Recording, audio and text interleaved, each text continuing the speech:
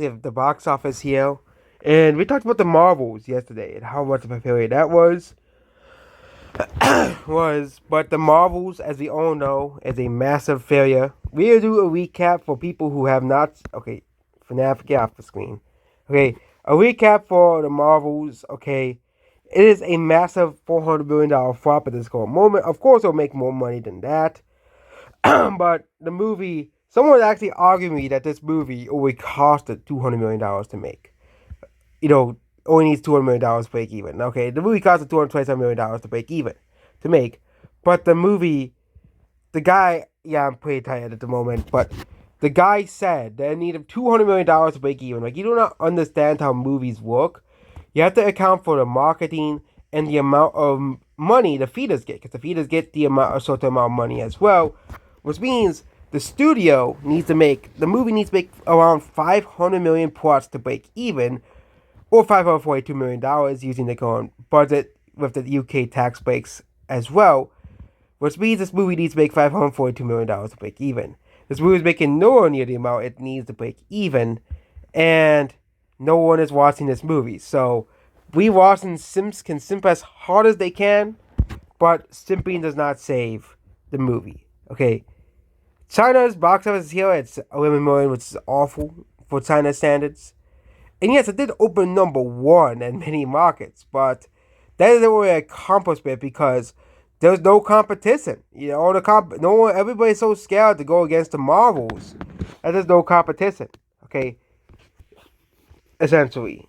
Okay, next is the FNAF movie, which dropped 53% at the box office, which is much better than the 76% drop it had the previous week, but the ratings are still pretty bad for this movie.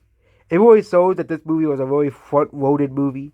At the starting, probably could make $300 million globally, but it will still be among the highest grossing video game movies in history, considering the fact that the reception of video game movies had over the time. And I don't think FNAF should really be included in that lot because Rotten Tomatoes hates this movie for absolutely absurd reasons, and Rotten Tomatoes scores don't really matter anyways because Rotten Tomatoes gave the Marvels a fresh score. So, Rotten Tomatoes scores are not really trustworthy all too much, as they'll give the Marvels a fresh score, and anything but Disney makes a fresh score, but they won't give the FNAF movie anything at all because it's not scary enough. But they'll give Megan, a movie that's also a PG-13 movie, that wasn't really that scary in the same thing as the FNAF movie, a 90% plus.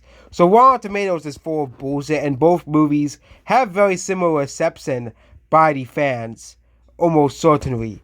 I think Megan is well more right, but a lot of people were disappointed how that Megan movie was not too scary, similar to the FNAF movie. But yeah, the Rotten Tomatoes critics are completely and utterly stupid, bid, and should not be trusted in anything whatsoever. Okay, but yeah, next movie is the Taylor Swift movie. Yeah, this movie has made $240 million globally at the box office. I don't know if this movie will be in the theaters next week. I think this is like the last week this is in theaters, and then it'll be out of theaters. But the movie has made $240 million globally as well, which is pretty funny. And it is one of the highest selling concert movies. It's the highest selling concert movie in history, which means this movie has broken some records as well. Okay, yeah, okay, as well. Also being the second biggest October weekend. Yes, this year we thought that maybe finally we'll break the October curse. Well, no movie that released in October has grossed over $100 million domestically, but nope, the October curse has not been broken just yet. Next movie is Priscilla. No one cares about this movie. Moving on. Killers of the Flower Moon, massive box office failure. It did do okay internationally, but it's still a massive box office failure. Its ratings is starting to get better, but it's already too late for a movie that had a really bad opening. So, yeah. Next is the Holdovers, where it's holding over all too right, and yeah. This is another one of those trickle releases that I'm so sick of. But they do this all the time, so yeah. We don't really track these types of movies. Then we have Journey to Bethlehem, which I have no idea anything about this movie. I'm sure this movie probably isn't making money. Probably costs like $10 to $20 million to make. But yeah.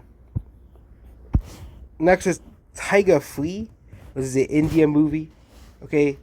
Yeah, for some reason they don't really track movies in the Indian box office.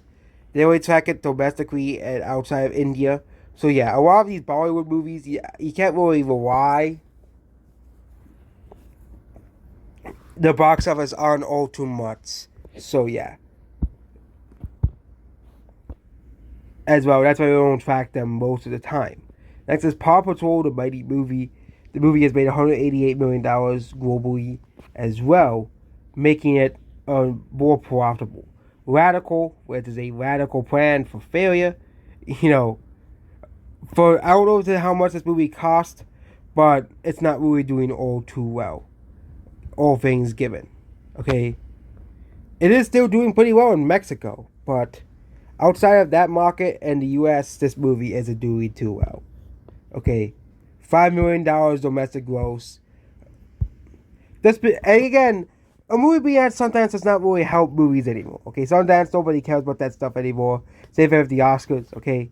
But yeah, The Exorcist Believer continues to add to its profits overall, adding to $64 million as well. And that's it about the box office. A lot of these movies have dropped massively, okay? Next week, we have some bigger movies coming out, so hopefully we have a decent week. You know, all things given, but Marvel has definitely dropped the ball at the box office. Goodbye.